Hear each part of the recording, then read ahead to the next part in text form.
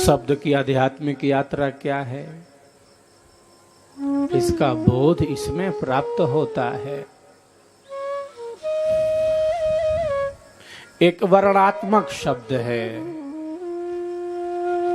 एक शब्द ध्वन्यात्मक है, और एक जो शब्द है उसे कहते हैं अनुभवात्मक शब्द।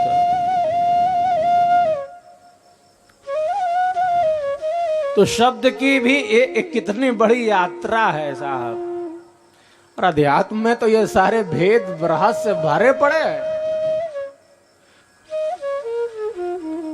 स्थूल शब्द छर बाहर, सूक्ष्म अनाहत जान, तासे सूक्ष्म अंत छर केद्रिक शब्दन मान।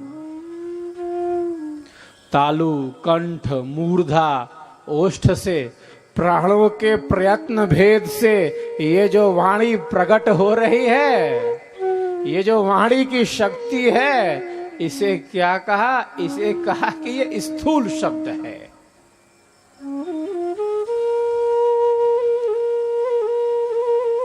जो मुख से बाहर प्रकट हो रहा है। वाणी में भी एक बल है। ईश्वर का ये महान प्रसाद मनुष्य को उसकी वाणी के रूप में दिया है। अमूल्य अमूल्य मिला है, ये अमूल्य धन मिला है वाणी के रूप में। अनेक ऐसे अनेक ऐसे मानव से इतर और मानव शरीर में भी ऐसे अनेकों प्राणी हैं जो इस शक्ति से पूर्ण नहीं है। मानो ये वाणी के रूप में बड़ी अद्भुत शक्ति मिली है। वाणी का क्षय बहुत बड़ा क्षय है।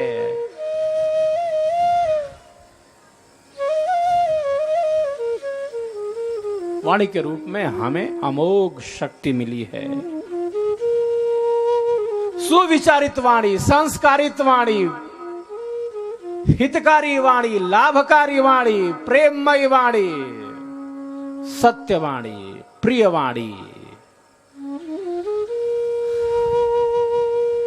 सत्य भी है और अगर प्रिय नहीं है तो ऐसी वाणी को व्यक्त करने से बचना चाहिए। सत्य है लेकिन वो प्रिय नहीं है, इसीलिए सत्य बोले और साथ में प्रिय भी बोले, ये बड़ी बात है।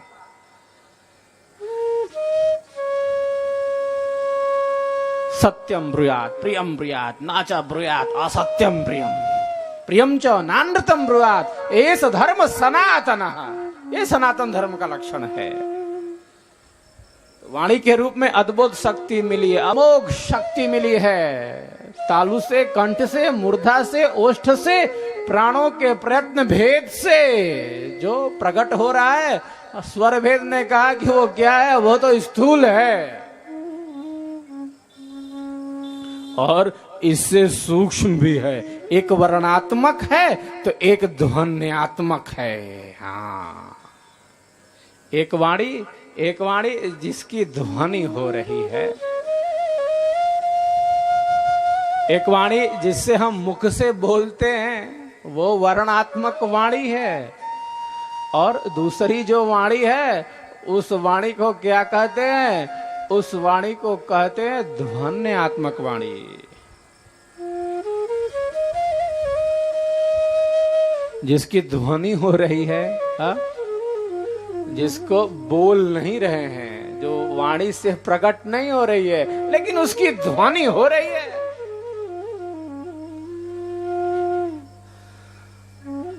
ब्रह्मांड में गले से ऊपर का जो भाग है, इसे संतों ने कहा कि ये क्या है? ये ब्रह्मांड है और इसमें ध्वनियां हो रही हैं, जिसे हम अनहद कहते हैं।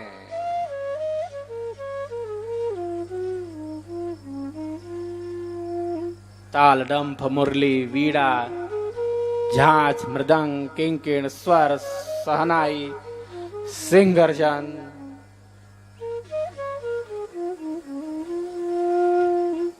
ये 10 प्रकार के अनहद हैं जो जो जो ब्रह्मांड में बज रहे हैं साहब। जो साधक को आध्यात्मिक ऊर्जा से भर देने वाले हैं।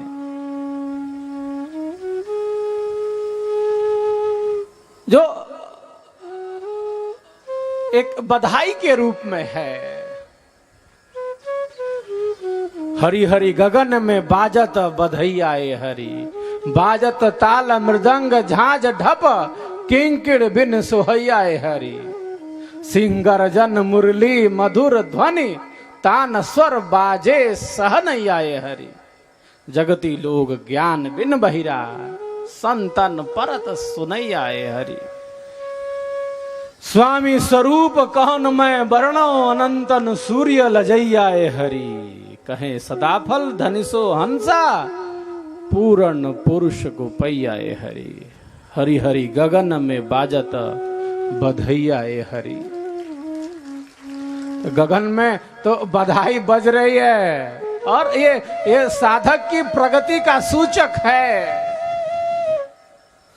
प्रगति का सूचक है। ये बाजा बज रहा है ब्रह्मांड में। पंच ब्रह्मांडी शब्द है, निरंजन है, ओम है, सोहम है, शक्ति है, ररंग है। ये ब्रह्मांड में बाजे बज रहे हैं।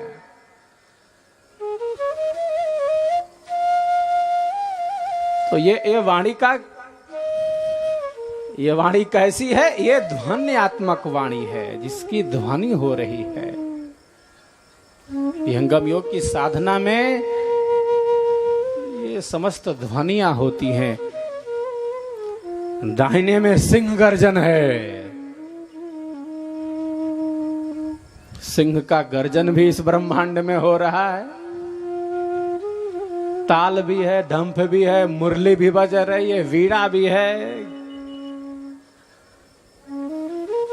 किंकिण भी है, स्वर भी है, सहनाई भी है।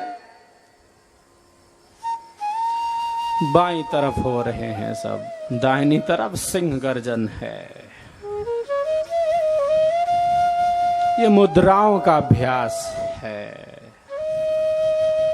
जिसे हम प्रारंभ में करते हैं। विहंगम योग की प्राथमिक भूमि की साधनाओं में हम जिनका अभ्यास करते हैं,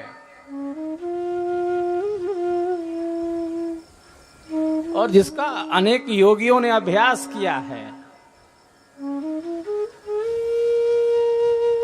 शब्द निरंजन चांचरी मुद्रा है, नैनन के माही, तेही को जाना गोरख योगी, महातेज बल जाही।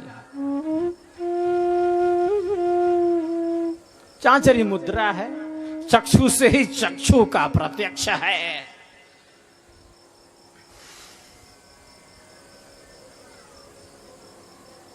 निरंजन शब्द वहां प्रकट है।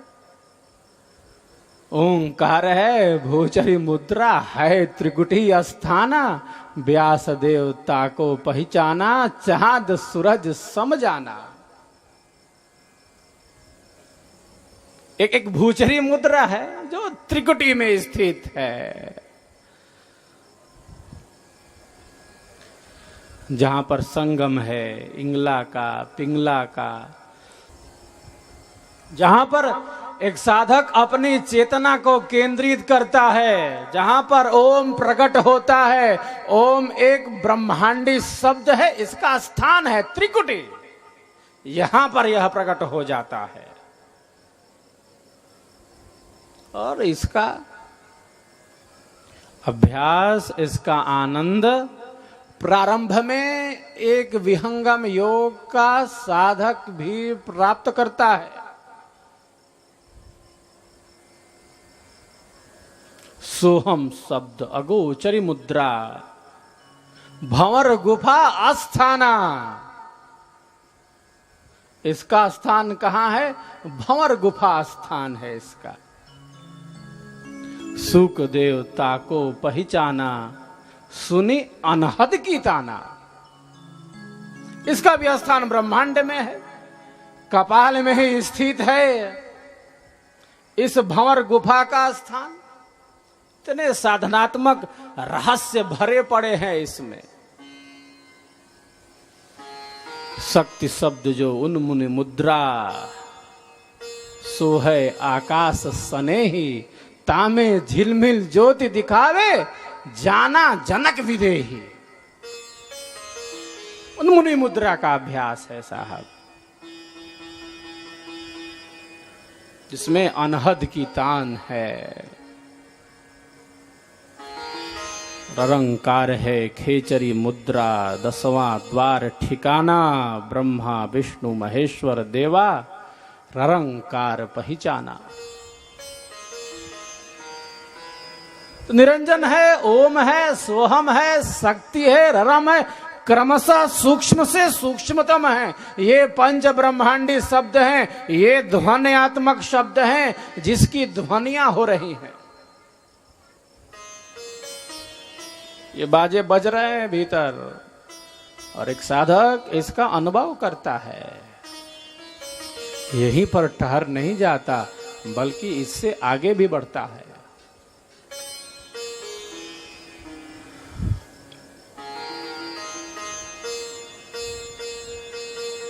स्थूल शब्द है जो वाणी से प्रकट हो रहा है। हाँ, तालुक कंठ मूर्धा ओष्ठ से, प्राणों के प्रयत्न भेद से जो स्थूल शब्द प्रकट हो रहा है।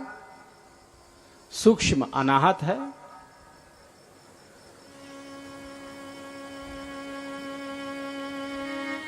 दस प्रकार के अनाद है, उनसे भी सूक्ष्म क्या है? ये पंच ब्रह्मांडी शब्द है, निरंजन, ओम, सोहम, शक्ति और रम। इनसे सूक्ष्म क्या है?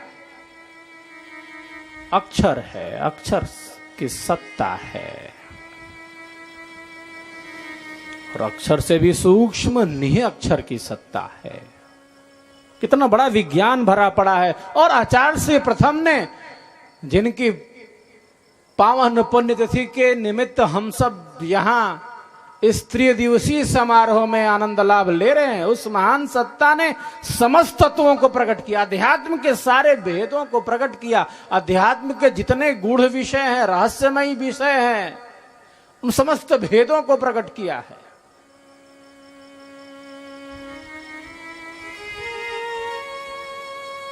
अनुभवात्मक शब्द है, जिसका एक साधक अनुभव करता है। अनुभव गति का पंथ है, बूझत बूझत बूझ, साहेब अनुभव गम्य है, सूझत सूझत सूझ।